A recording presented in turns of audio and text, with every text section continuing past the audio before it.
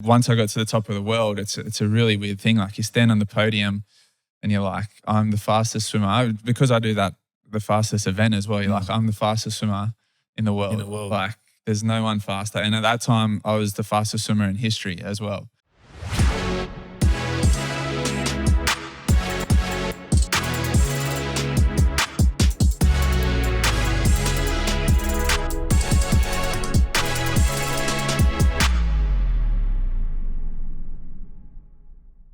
Welcome back to another episode of Defiant Talk. It's your host here, Sid, and my business partner and co-founder of Defiant Digital, Jamie.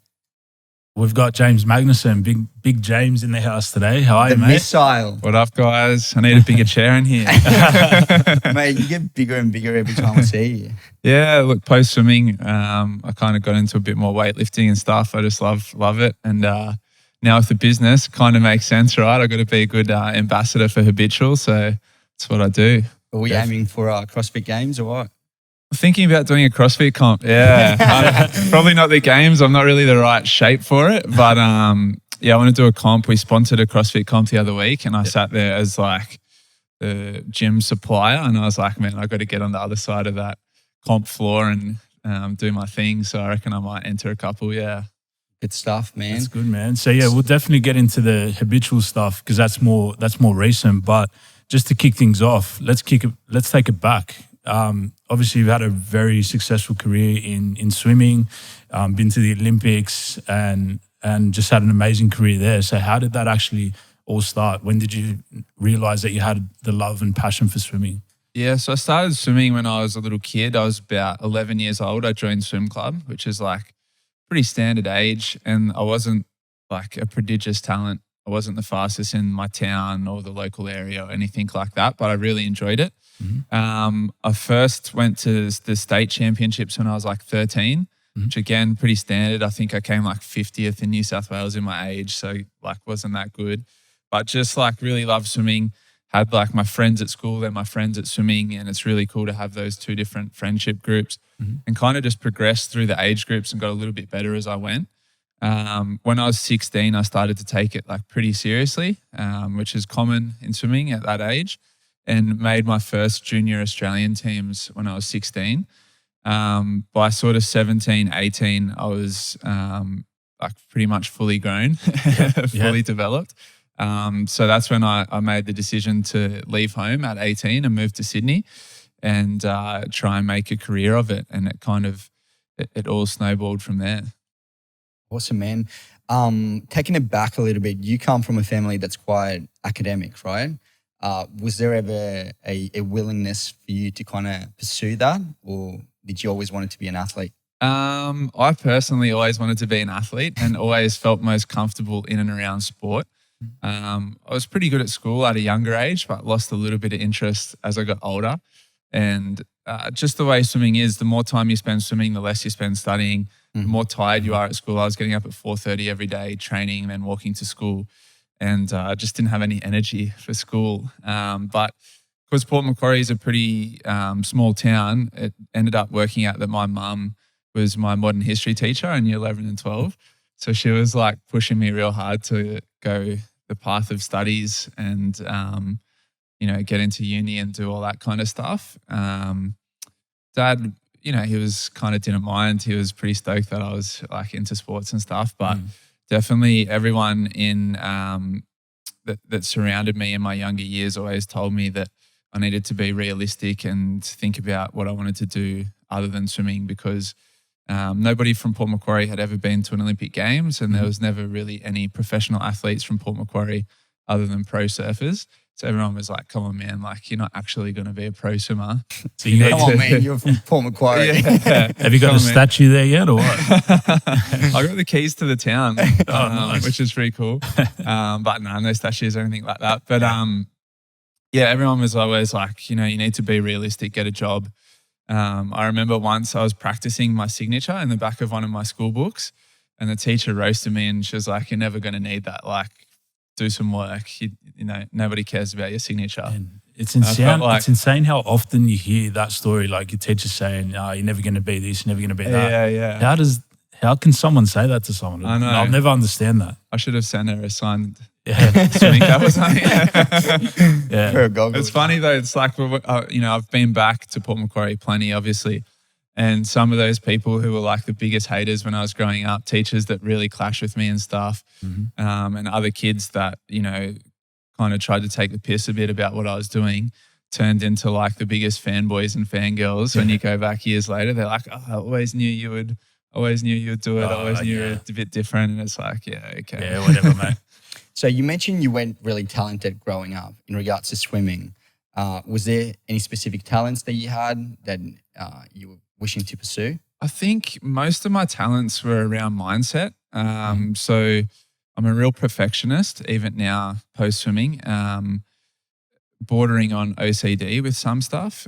So like when I swim, I used to watch footage of other swimmers on TV and I was like, my stroke has to look like Ian Thorpe's, and I'd be so critical of myself and so specific about how I wanted it to look and feel. And I'd watch race footage or whatever and be like, like my hand was a little bit this way or something. And the same with all sports. I actually played a lot of rugby league when I was younger, and really enjoyed that and enjoyed team sports. But because I was such a perfectionist, it used to stress me out when other people would make mistakes or other people would affect the outcome. And I'd be like, damn, I did all these things personally perfect, but we lost the game. So it was around that age of sort of 16, 17 when I was like, nah, I got to have full control over this thing. And I'm going to, take the path of swimming. But study-wise, I wouldn't say I was talented or skilled, but I always applied myself. And, that was a path that I was willing to take if swimming didn't work out. But I didn't want to give myself too much of a plan B because it felt like, an easy way out. So I was like, I'm putting all my eggs in one basket and I'm really going for swimming. So what was the moment for you in your swimming career where you knew like now it's getting serious, like this is a real thing? When I was 16, I got chosen on that first junior Australian team, and there was about 30 of us on the Australian team, and they sat us down in this room, and the head coach from the Australian team came in to speak to us, the open team, and he said, statistically, 1 in 5 of you in this room will go on to represent Australia at an Olympic Games. And I was like, so I was looking around, I was like, I'm better than him, she's better than me. Like, am I one of the 1 in 5? And at that stage, I was like, maybe I'm not talented enough. And like most of the kids, probably all the kids bar me in that room, are either from Sydney, Melbourne, Brisbane, Gold Coast. And I was like, damn, all these kids are able to train year round. In Port Macquarie, the pool was only open for 6 months. So I couldn't train all year. So I was essentially a part-time swimmer representing Australia at that time. So I was like, oh man, how am I ever going to catch up to these other kids without the facilities, without the coaches? But that was the first time, and I came back to Port Macquarie, and I started telling people like, I'm a chance, like this could happen. And again, everyone was like, nah, come on. Yeah. I think that was good. It kept me really grounded at a young age, and it kept me hungry right until I got to the top. So would you say that was the trigger that actually pushed you to make the move down to Sydney? Yeah, partly. When I was sort of making up my mind when I turned 18, my parents basically said, where are you going? Because you're not staying at home. It's a common thing in Port Macquarie. If you get stuck in the cycle of living in a small town and not either extending your studies or going and chasing something else, it can be, a pretty unambitious environment. So my parents basically said, right, you're 18 now, where are you going? Because you're not staying here. And I said, I want to meet with some coaches down in Sydney. And I came down to Sydney. I met with Sydney University. I got offered the thing to the AIS. I got offered a number of colleges in America. Colleges in America were probably a little too daunting for me. Like I hadn't been out of Port Macquarie that much, let alone overseas. So I was like, that's a little bit too far, even though in hindsight, that would have been a pretty wild lifestyle. What were some of the offers? Ohio State, Michigan, somewhere south as well. Places I'd never heard of. I was like, I know LA, I know New York, I know Harvard. But I came down to Sydney, met with this coach who just moved to Sydney called Brent Best. And he sat down with me and he's like, if you swim with me, I'll have you at the Olympic Games in 2 years. And I was like, wow, that's wild. Like no one's ever said that to me. And that's the first time anyone's ever shown any real belief in me. And my parents were in the meeting with me. When he came out, my parents are like, do you think he's serious or do you think he's just, doing the sell? And I was like, I don't know. But in that meeting, he's like, you got the physical attributes. You're coming from the country. You've never trained a full year in your life. I'll get you there. And I was like, it's huge. That's all I need to hear. Like, let's do it. And so I left home, moved down to train with Brent Best. Mm-hmm. That was at Macquarie, right? That was at Macquarie Uni, yeah. So I started off studying. I did one semester and realized that I wanted to be a swimmer, not a student. Yeah. Crazy, man. So being part of the Olympics is probably an emotional roller coaster and just all the training that goes into it. And then you get that few minutes in the spotlight. I'm sure that would be such an emotional sort of experience. What has that given you in your life? What sort of skills has that allowed you to develop?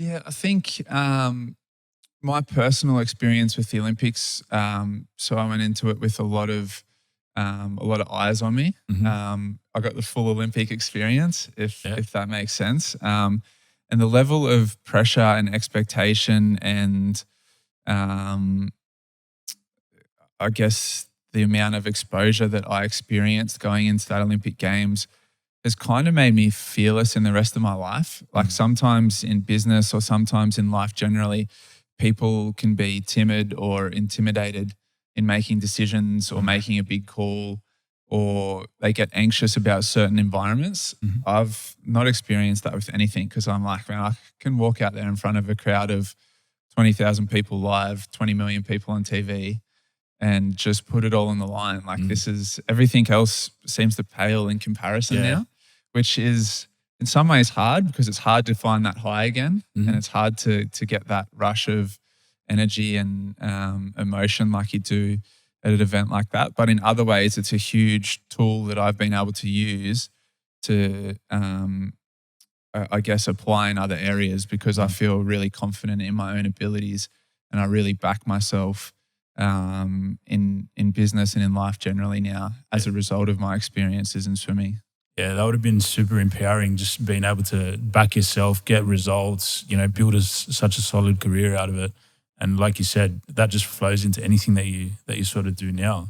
One question I've always sort of had in my mind is in terms of like career-wise, in terms of like monetary as an Olympian, how do you monetize your career there? Because you obviously would be giving up working full-time and you'd be all in, right? Yeah, so early on in my career, so you probably go through waves and the way it works with swimming in Australia, at least in years gone by, maybe not as much now, swimming is probably struggling a little at the moment. It's probably it's taken a back seat to a lot of these professional sports. And now we've got an influx in Australia of international pro sports. It's taken even further back seat. So, it used to only compete with, say, one football code, cricket in summer, and then swimming was like the next big sport, right? Now people have an A-League team, an AFL team, an NRL team, and now they've got an NFL team, a basketball team. Like they're following so many sports and there's so much competition for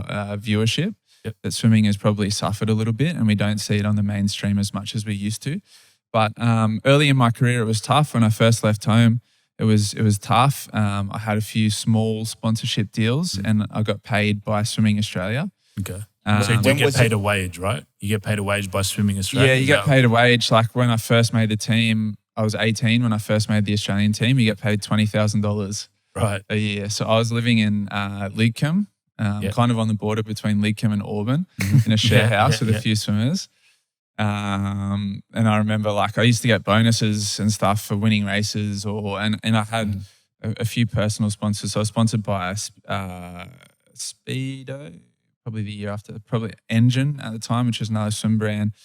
Was that your first ever sponsorship? Body Science was my first ever sponsorship. So I actually contacted them and said, I love the brand. I've been using it. Would you sponsor me? And I was 18 at the time, wasn't like that good. They're like, we'll give you free product.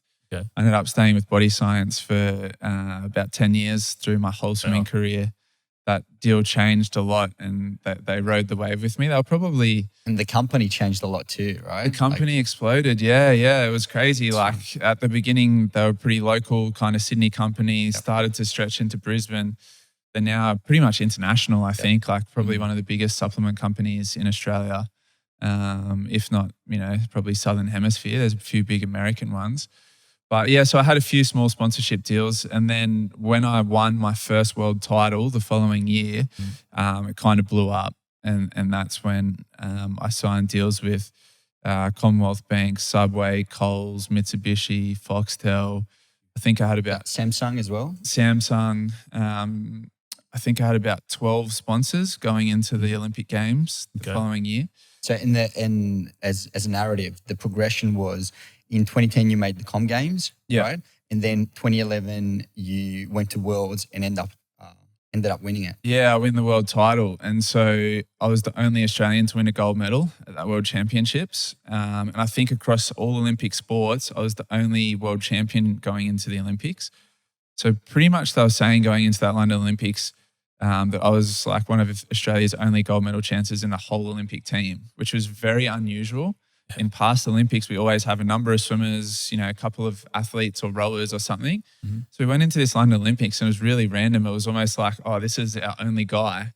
So it was good in some ways because I got every sponsor in Australia. Yeah. But in other ways, it was like there's no one to kind of take the burden of pressure with me. It was like he's on his own here. So like we went to a press conference when we got to London. And it was like this media press conference that you do before the meet starts. And you go into this room, it's an amphitheater. There's probably a couple of thousand media from all around the world.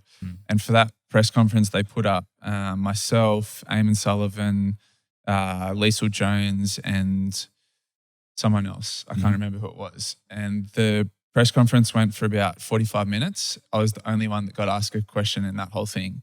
So I just sat there and answered questions while the others just like kind of sat back and watched it. Wow. And I was like, holy shit, like this is actually all on me here. Like, and like I said, it was great financially and that exposure that it gave me, it made me a household name. But also when it came to the swimming, it was like, damn, like this is serious pressure. All eyes on you. Yeah. So talk to us about that level of pressure. How did you deal with it prior to the Olympics, during the Olympics? Talk to us about game day. So from the heats to the semifinals to the final and what actually ended up happening. Yeah. So prior to that, I'd had a pretty good run in terms of expectation and pressure. So like I said, I wasn't prodigiously talented as a youngster. So always I was the one chasing. I was the hungry one. I was the hunter, not the hunted. Went from being like 50th in my age group to the fastest in the world, always being the hunter. Never between that time and when I won the world title, I wasn't the favorite in one race ever. And once I got to the top of the world, it's a really weird thing. Like you stand on the podium and you're like, I'm the fastest swimmer. Because I do that, the fastest event as well. You're like, I'm the fastest swimmer in the world. Like there's no one faster. And at that time, I was the fastest swimmer in history as well. Yeah. I was like, what do you aim for now? Which is a really weird thing. I was 20 years of age and I was like, I'm the fastest guy in the world in history. What's next type thing. And to this day, you still hold the fifth fastest swim in history for the 100-meter freestyle. Yeah. So it's held up pretty well pretty much since back then. And it's actually worth mentioning that was done without a suit. So prior to that, there was the swimming world evolved to using neoprene suits, which were then banned at the start of 2010. Yeah. And James swam that time in 2012. 12, yeah. In little shorts. Yeah, little shorts. That's amazing, man. Yeah. What a feat. Yeah. So the pressure going into London was something that I hadn't experienced before. And the thing that I found the hardest was what I liked about swimming and the way I approached it was I would train really hard. And when I was on pool deck and training, I was very intense. I was very high energy and I would give every session my all. And then as the second that session finished, I would just relax and I'd be a completely normal guy. I'd never talk about swimming outside of the pool. The guys I lived with were other swimmers, but not once would we say, what's training going to be tomorrow? What's this set? What's our times? We never spoke swimming at all. We were complete idiots and spent, most of those young years chasing girls rather than chasing times in the pool. So what I found really weird going into London was like I'd finish training, I'd walk out to the car park. As I'm walking to the car park, like 3 different people would stop me to talk about swimming and the Olympic Games. So I'd come home, I'd turn on the TV, it would be an ad of me, like for the Olympic Games. So I'd sit down in a cafe, like all the magazines and papers would be pictures of me or articles about me. I'd try and go and do my groceries and everyone would stop me. And they were constantly talking about swimming and like looking forward to watching you, hope you win, all this stuff. And it started like really affecting my mindset because I started thinking about swimming outside of the pool. I started, having trouble sleeping because I was thinking about swimming. I was dreaming about swimming. It just kind of changed my whole mindset. And that's probably one thing I struggled really leading into London was starting to, I guess, just be overloaded with thoughts about pressure and expectation. And I probably, looking back on it now, I'm like, wow, as a 20-year-old guy, I handled that pretty well. Yeah. But if I had the head now that I do, if I had the mind now and the mindset now, I would cope with it so much better and it wouldn't be an issue. But at the time, I was only 20 years of age and, most people when they're 20 are still figuring out who they are and, what they want to be and what they want to do. And I was coping with kind of the expectations of, 20 million people. So that was probably something that post-London, I was like, right, I've got my swimming performance down pat, but this is a whole nother part of high performance that I've never looked at before, which is mindset and dealing with that. And that became a big focus for me in the second half of my career. What did your support network look like at the time? And was Swimming Australia involved in regards to providing support? Yeah, so leading into London, there was nothing in the way of mindset or psychologists or anything. Nobody within our team. Our team was swim coaches, physiotherapists, strength and conditioning, like all physical things. There wasn't even a team psychologist. Not only was there not one on the swimming team, there wasn't one on the whole Australian Olympic team. So and it's probably something we've started to take more notice of mental health and stuff in more recent years. But at the time, nobody thought twice about it. And nobody thought there's this 20-year-old guy who is taking the pressure of 20 million people, how do we support him? Even if I was on that Australian team and in hindsight, let's say a Kyle Chalmers now who will be 24 or 25 at the next Olympics. Is he going to win it again? It's going to be tough, man. Caleb Jessel's a freak. He's like the next Michael Phelps. But if I'm managing Kyle and managing expectations and I walk out and there's 2,000 media, do I push him out on his own and say, answer 45 minutes of questions 3 days before you race the biggest race of your life? No way, man. Yeah.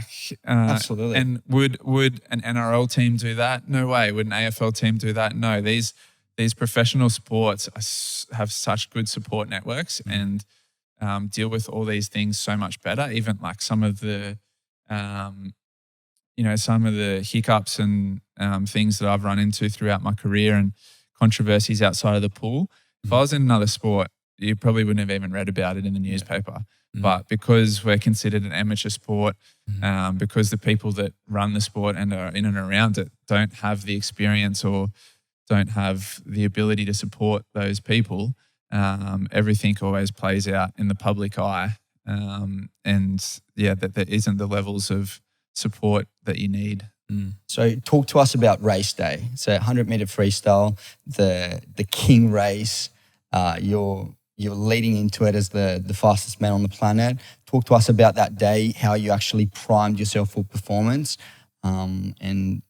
Yeah, 100-meter race day is always funny, right? Because when you're a kid growing up, it's like the race you want to watch. And it's the race where, so on the swim team, we'll all sort of have an area down behind pool deck where we have physios, doctors, massage, all the athletes sit, we swim, we warm up, all that kind of stuff.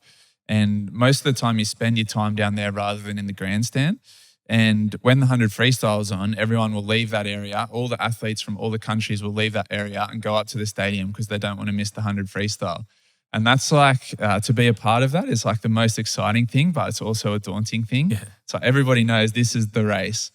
And I love that. I love that, but you're also like, oh shit. Yeah. Nerves So are when, big yeah. When Because I mean, you're walking into a final knowing that you've got 8 athletes that are basically all on par physically to be able to swim, sub 48 seconds. Yeah. And what does it actually take to win a race like that? Yeah. So when you step behind the blocks, like there's different types of training you can do, but within reason, everyone's getting there pretty much at peak fitness, peak strength, peak mobility. Like they're the most primed athletes in the world. So it's pretty much comes down to your mental game and who thinks they're going to win that race. For me, and I've spoken about this a number of times, I've never won a race in my life that I didn't think I was going to win. So even coming up when I was the underdog and stuff, I used to go into it going, this is like, today's the day. I'm going to do a big drop here and win this thing. And most of the time I wouldn't. All of a sudden at this one point I got to the world titles and we're going into this relay and I was like, today's my day. Like I'm on.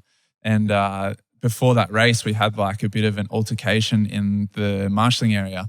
There was like a bit of bravado going on, a bit of like staunching and shit talking and stuff. And I was like, man, today's my day.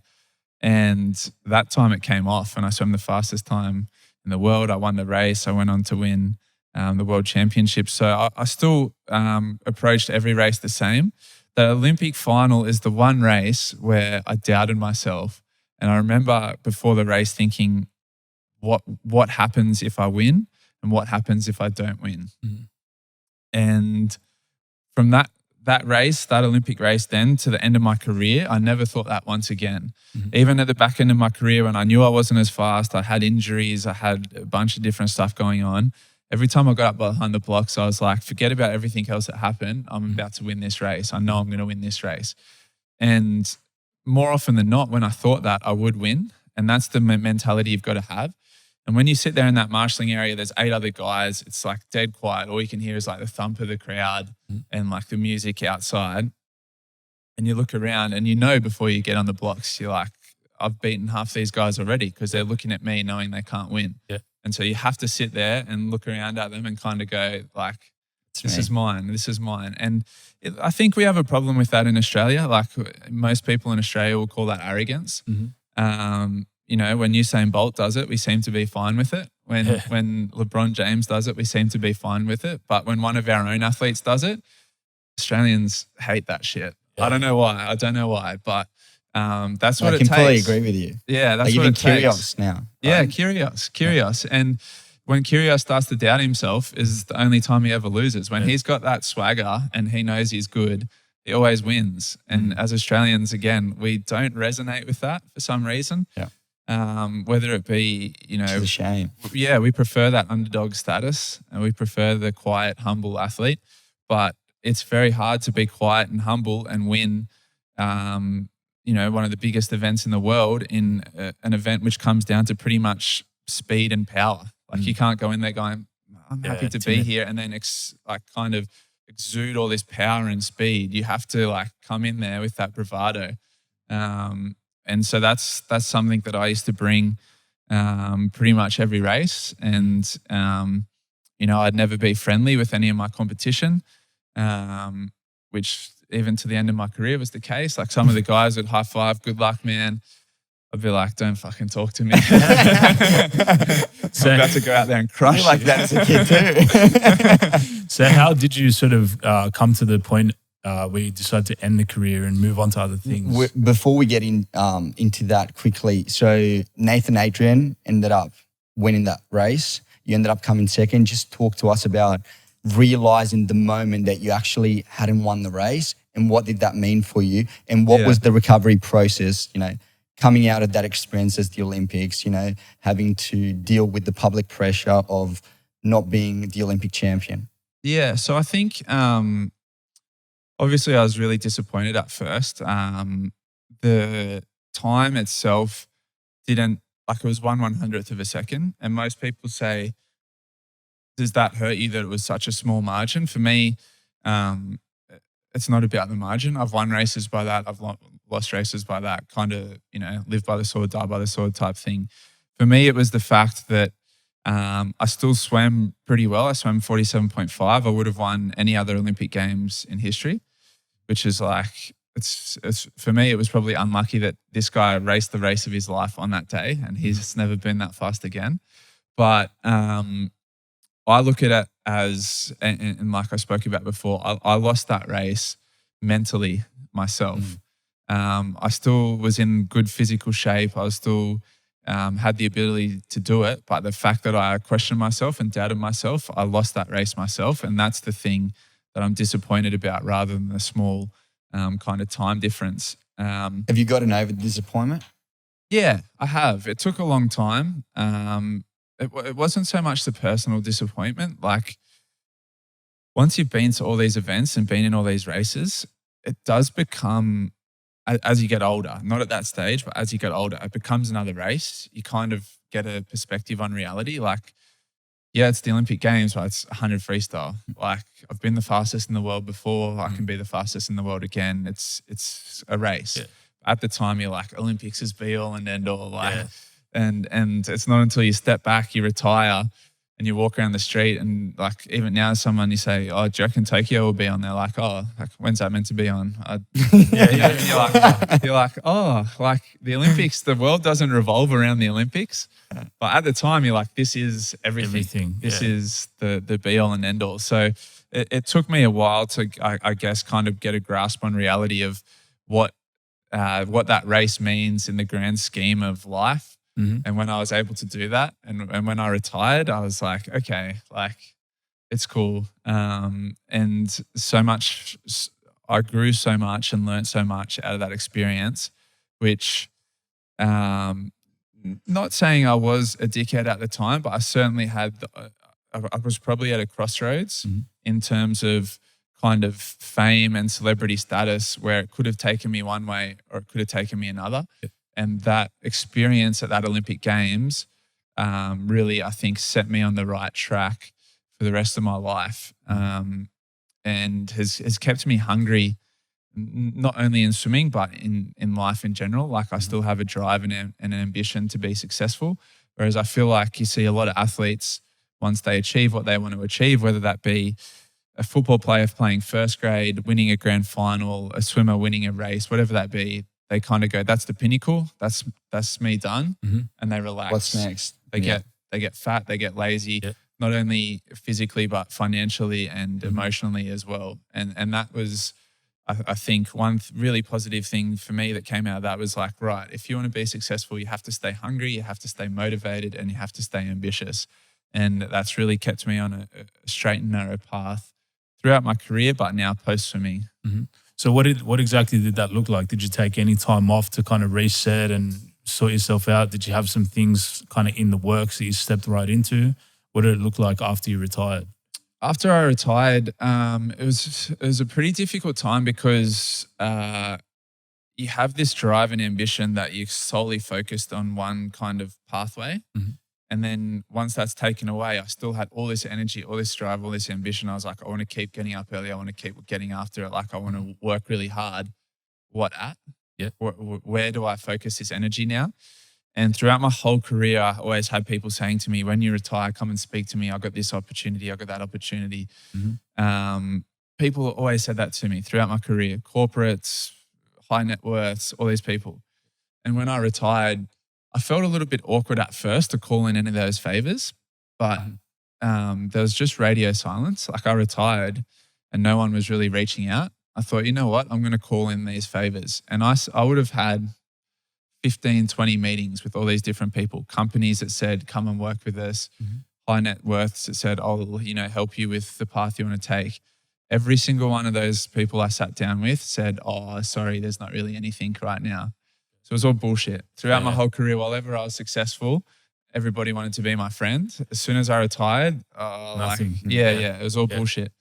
So in a way, it was good because there was no easy path. So wake up call too, right? Yeah, it was a wake up call. Like I really realized who the real people in my life were. And so I sat down. I was like, right, I got to do this myself. I got to come up with my own businesses and strategies and ways to make money, and kind of, I guess, again, like my swimming career, be in control of my own destiny. And that's kind of where things have flowed from there, which is, it's been really exciting, really interesting, but certainly not the easiest pathway. But again, I'm very grateful for kind of the skills that it's taught me. I feel like I've done an MBA with, like, in real life without actually studying it. So I think it's put me in really good stead now for the next chapter in my life. Exactly right. When you empower yourself, especially at such a young age, I think that's just so powerful. You set yourself up for the rest of your life, and pretty much anything that you want to put your mind to, you believe in yourself enough to give it a shot. Yeah. And I think if I hadn't have done it on my own, it would have been like, I wouldn't have had the skill set that I have now. So having done it on my own, now I know little bits about web dev, little bits about marketing, little bits about business relations, little bits about sales, like all these skills that I can now transfer into whatever I go into. Obviously, right now I'm working really hard within my own company, but there are skill set that I never would have been exposed to had I had some guy say, here's $1 million to invest in whatever you want to do, bring in the best people to do it for you. I've actually worked in it myself and have an understanding now. And I think that's a really important lesson for, not only ex-athletes, but people in general, is take some time and understand every facet of your business, because it's a skill set that you'll take for life. So talk to us about that. Let's dive into habitual equipment. Tell everyone the story. We're obviously working very closely on that too, which is super exciting. But how did it all start? What's it about? What are you guys trying to achieve with the brand? So habitual equipment was born from all 3 directors now. 3 directors all train at the same CrossFit gym. So we're all kind of into our functional fitness, and post-swimming, that was something that I got into, trying to stay in shape and healthy. And my business partner, Rob, actually had the idea for a little while. He was talking about a kind of home gym set up on a subscription basis, like a Netflix or a Stan or something like that. And so it was like pay per week, get your home gym equipment, and kind of it started off to supplement what you're doing at your commercial gym.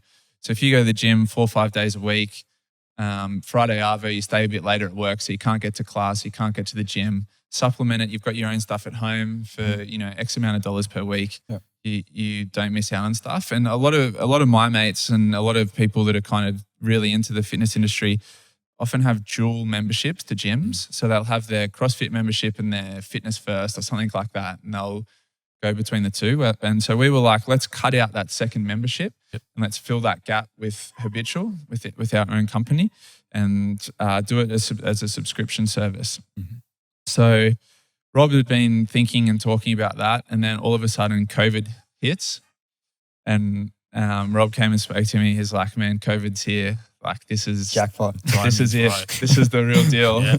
And at that stage, it was nothing more than an idea. And Rob had only spoken to me about it as just an idea. So we were like, all right, how do we get to market? What do we do? How do we source equipment? How do we launch this business? Rob had some experience in it before. I was obviously pretty new to the whole thing, but was wanted to kind of boost it with my profile and be the face of it. And so we brought on another guy who was kind of the head of operations. He's like the doer, where Rob was the thinker. This guy was the doer. And we brought on a 4th director who backed us financially as well. So between the 4 of us, from the day Rob sat down and said, let's do this, to the day we launched nationally on TV, was about 6 weeks. Wow. That's huge. So we did a live launch on Channel 10 and went to market in 6 weeks, just because we knew the speed we had to act to capitalize on the opportunity on COVID. And on that first lockdown. So we launched in May last year. like I said, 6 weeks after the idea. And it's been a whirlwind. It's been an absolute roller coaster. We've been dealing with obviously lockdowns. We've been dealing with strikes in the shipping industry. We've gone from 4 directors to 3 directors and taken on a lot more roles and responsibilities. So at the start, I was kind of like thinking I'd be kind of the face of it and do a lot of the kind of sales and bringing in clients and stuff like that. But now I'm like in the nitty gritty of it. I'm doing the day-to-days. I'm, making calls. Like even at one point I was doing WordPress updates on our website, which is like, I've got no experience in anything like that, but I've loved it. And for me, it was really nice because it's an industry that very comfortable in. I speak the language, I have a profile, and I can kind of build a certain level of respect with our customers, and they can trust in Habitual because of my name. So if you got just a new company you never heard of said, do you want to use us for your commercial gym fit out? You say, how do I trust this company? How do I know they're the real deal? Whereas if I throw my name behind it and say, my name and my reputation's on the line. This is my experience. This is where I come from, and I'm backing this company. It adds a level of trust and respect to the business. But I'd say also like you guys really have the product nailed. Like you have a quality product, and I think that's what a lot of people just kind of they say, yeah, let me just drop ship some stuff from China or whatever. You guys have gone the extra mile to actually focus on your product, and everyone that gets it, everyone that uses it, comes into contact with it, they actually genuinely love it. So I think that's one thing that has really set you guys apart from all of these other people trying to drop ship. Yeah, that was probably the hardest part at the start. And you saw there's probably an influx of companies in the space trying to do a similar thing. And for us, it was always about quality because we knew we wanted to start off in the home range, but we knew we wanted to push into commercial as well. And to do that, you have to have high quality.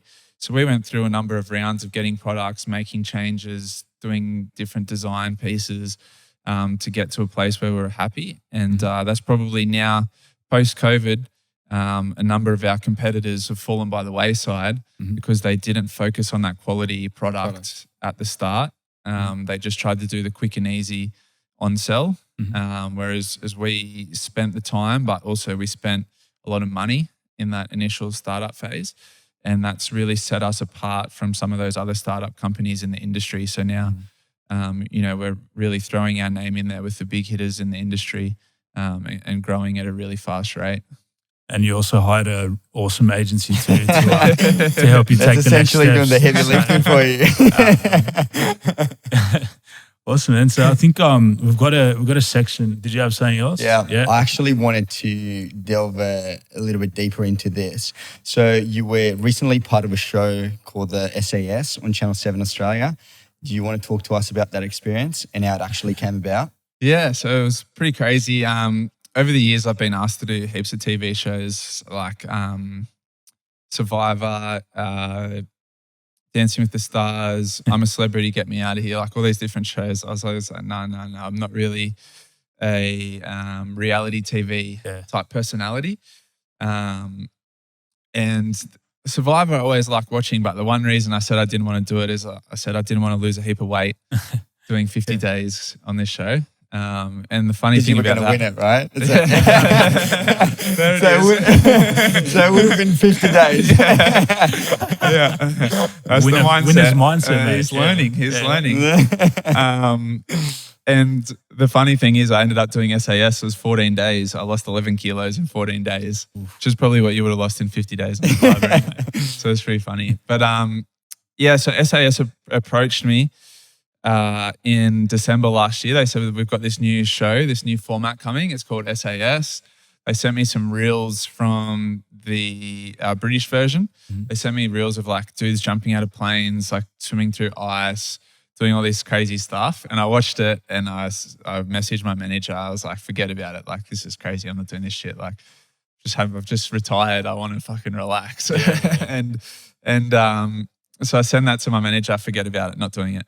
And then I was like thinking about it and I messaged him back. I was like, oh, maybe, like maybe. And then I started like, it kind of brought a new intensity to my training and like, you know, my working out. And I was like, you know what? Like, I got to know, can I do this? And could I complete the course? I got to know. So I rang my manager back and I was like, yep, I'm in. So started training for that in about January. We actually flew over to film it in New Zealand in March and everything got shut down because of COVID, and New Zealand's super strict. I think they were like the first country in the world to shut down. So they sent us back in March. So I'd prepared pretty well for it in March and then it gets shut down. And I was like, this might not go ahead now. Yeah. So then the world goes into lockdown. I started training again thinking maybe it will happen. And then they announced we're going to film it in Australia. We're going to film it in Jindabyne and it's going to be in August in the middle of winter. So like be ready. So then I started training real hard for it. It was really fun for me because I had to I had to transform my body a bit. Because swimmers are a very specific body shape, body type. We're made to swim fast. We're made to be aerodynamic. We're not made to be durable or robust on the land, not made for high impact. So I was like, I got to change my body if I want to complete this course. And then the show itself, like I think, you know, it was a great experience. I would never, ever do it again. Yeah. I probably underestimated how hard it would be. Like I said, I lost 11. How crazy actually was it? Yeah, so I was assuming, all right, the cameras turn off, there'll be a hot shower or there'll be a bed or there'll be some food or something. Because that's the one thing going into the show. They never said what you're eating, how you'd sleep, the hygiene standards. And you didn't think of asking the questions, right? Yeah.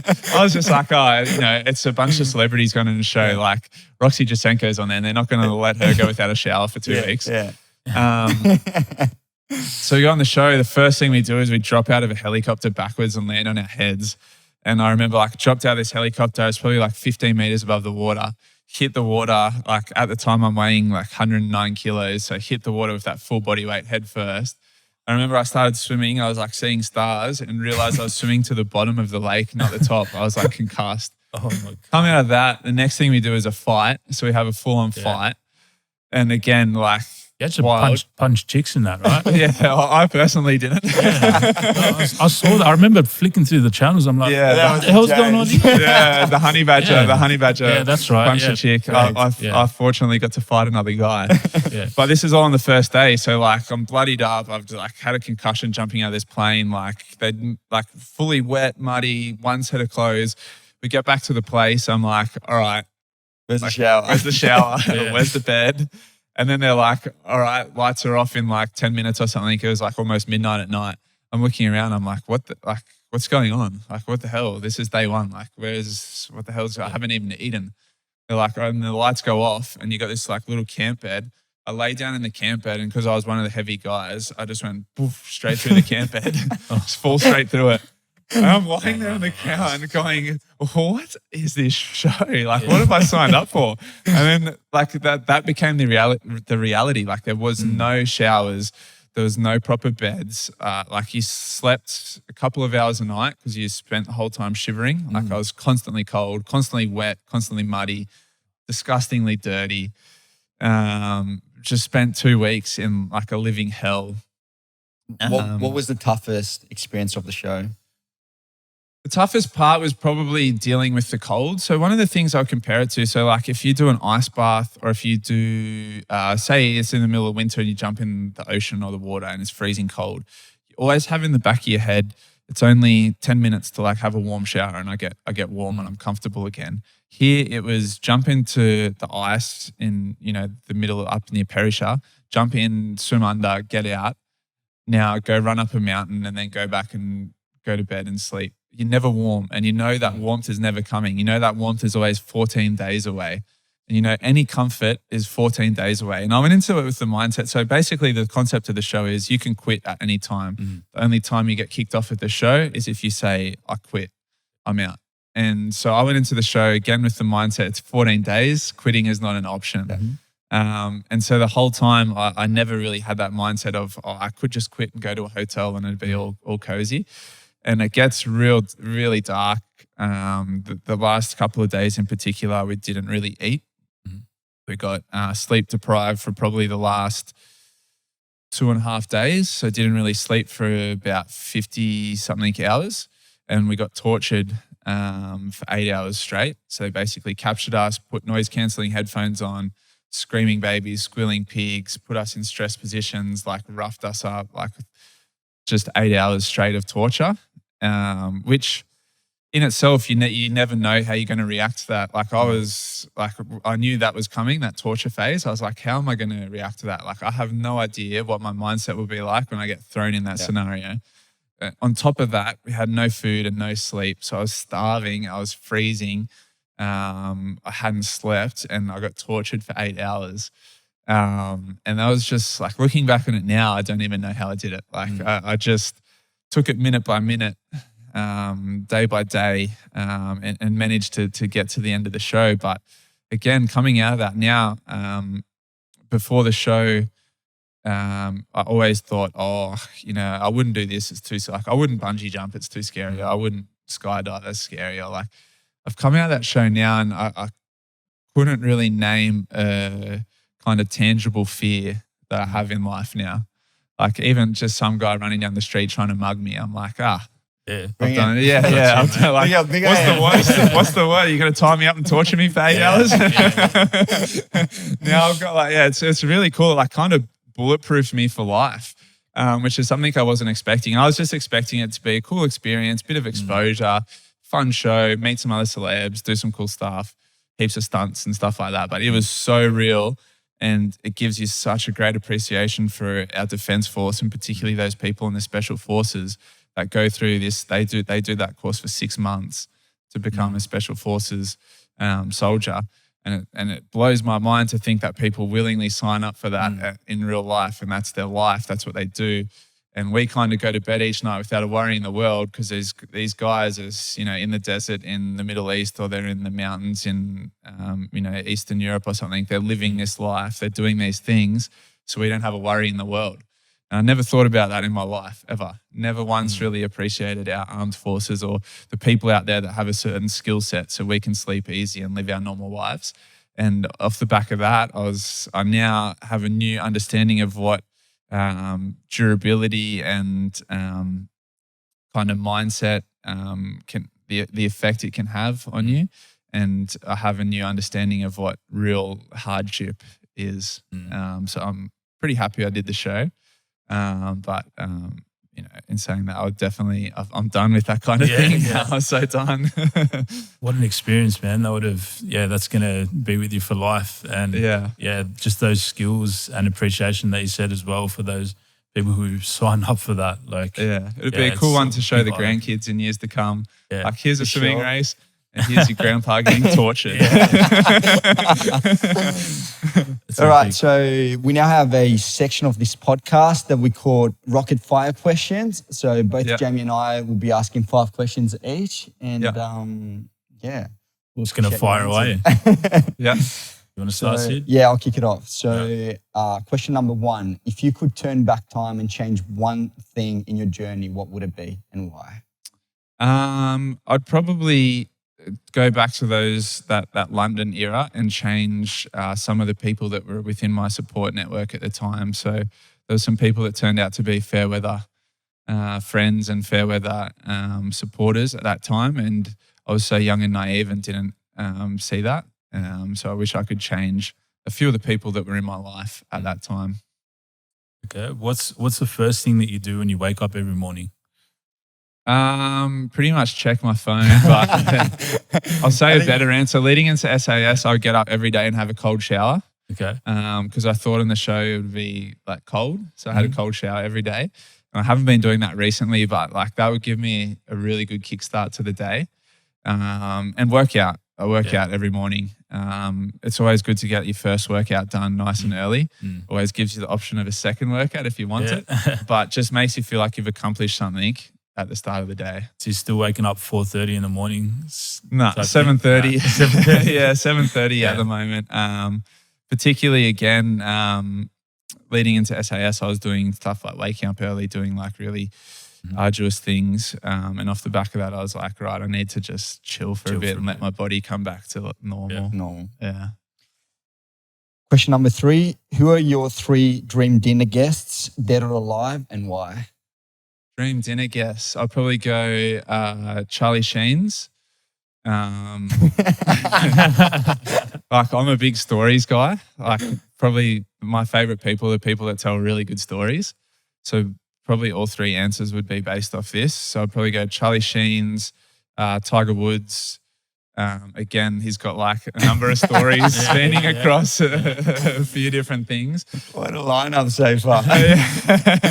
And then I'd probably choose. I really liked Michael Johnson, the runner. Yeah. He was a 400-meter runner, so similar distance to me, but I know very little about him. But I just remember when I was growing up, he was like this god. He would win 200, 400, break the world records. And he was like, had this robotic style. So I'd like to find out more about him, about training methods and stuff like that. So I've got the personalities and then like a little bit of business on the side. Correct me if I'm wrong. Was he ever banned for doping? No, never banned. Yeah, which was rare. Probably just means he didn't get caught at the time. But yeah, he was someone that I'd like to find out more about him.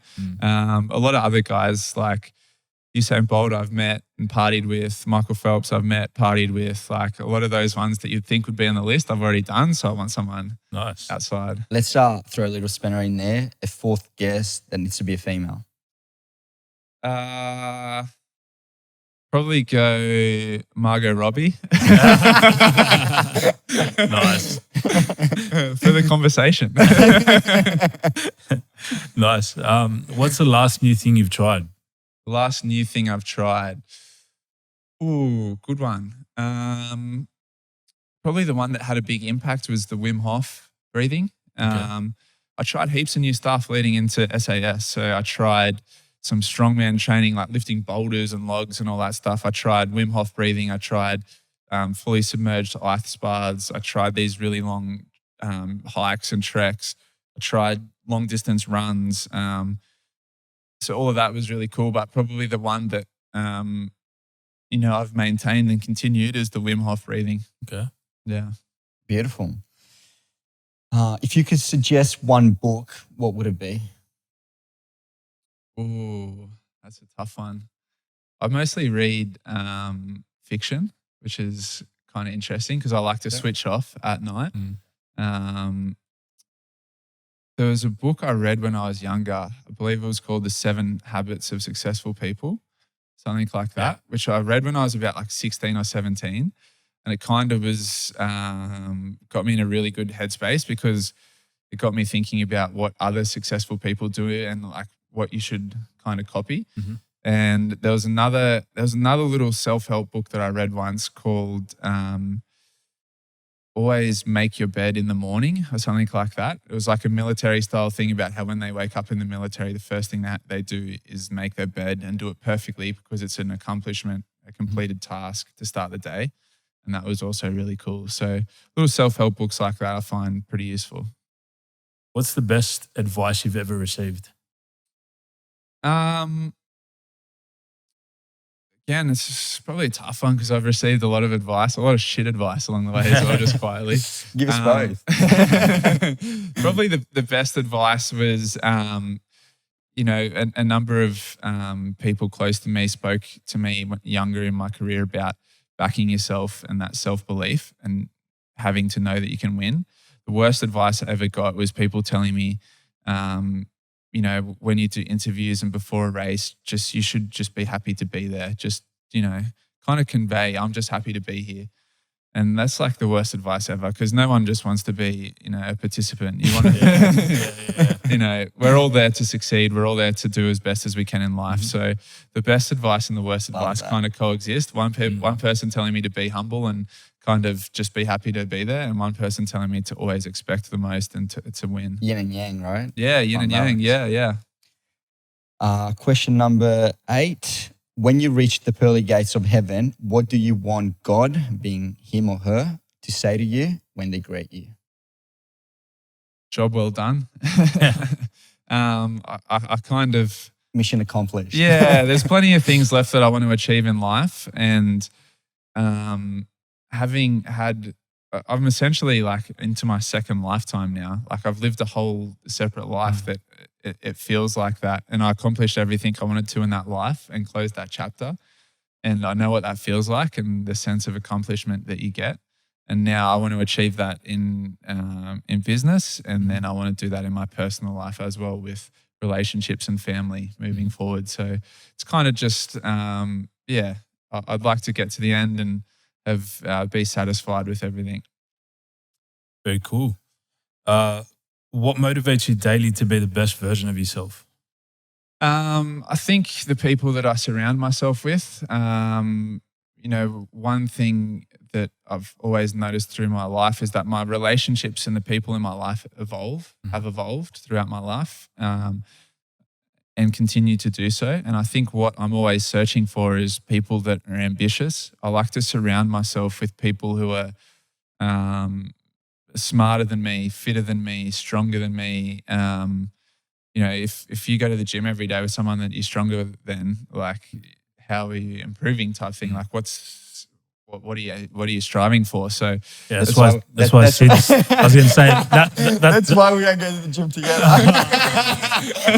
I was going to say that's why Sid doesn't train with me anymore.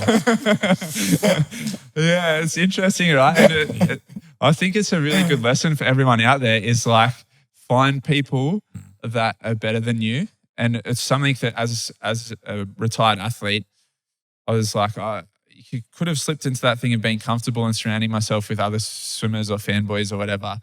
But I found people that, like more financially successful, whatever it is. And I'm always striving to like overtake them. Nice. Final question. What does the word defiant mean to you? Fine. I think it means going against the norm, being kind of leaders in a workplace, defying the odds. Very good. Beautiful. Like that one. Yeah. Awesome, man. Well, thank you so much for joining us today and sharing your story. Super inspiring, man. You've done so much, and I think you got so much ahead too. And we're really looking forward to continue working with you on Habitual, and sky's the limit, really. So thank you pleasure. so much, man. Thank you so much having for me. your time, man. Appreciate it.